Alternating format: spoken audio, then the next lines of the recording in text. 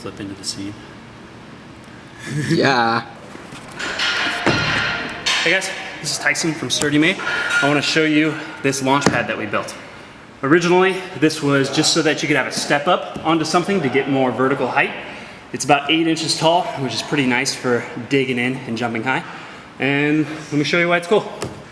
We use them to jump off of. We use them as targets to come down onto. They're quite useful after you've built them. So I made this about 3 feet long so that it fits in well with our other obstacles. And it's very, very simple build. 4x4s in the center and 2 2x8s on the bottom of the top. The 2 2x8s makes it about 14 and a half, almost 15 wide because of the crazy way they cut lumber. And really screw everything together, very simple. I used furniture joining bolts that go all the way through to attach the rubber on this one, but you really don't need to use that. Just screwing it into the wood works fine. We have these 30-pound metal weights that we can stack inside and put this up against another obstacle to make it really stop and not move on the ground at all. We can also put it on top of stuff. It's heavy enough that you can even just grab onto the side here and use it as a nice gripping surface. I also made it about the right size to put a 45 plate weight inside the middle.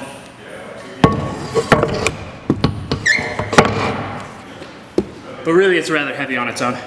So I rounded over all the edges when I was building this on all the 2x8s and the 4x4 because I'm sure that people would carry it in different ways. One way is to carry it just like this, where you have to lift it up a little bit. And then I also included a little piece of wood in here that's contoured to fit the hands so you can carry it like a suitcase. The idea is I want a lot of these around the gym so that you can carry them around, stack them up against things, stack them on top of each other, etc.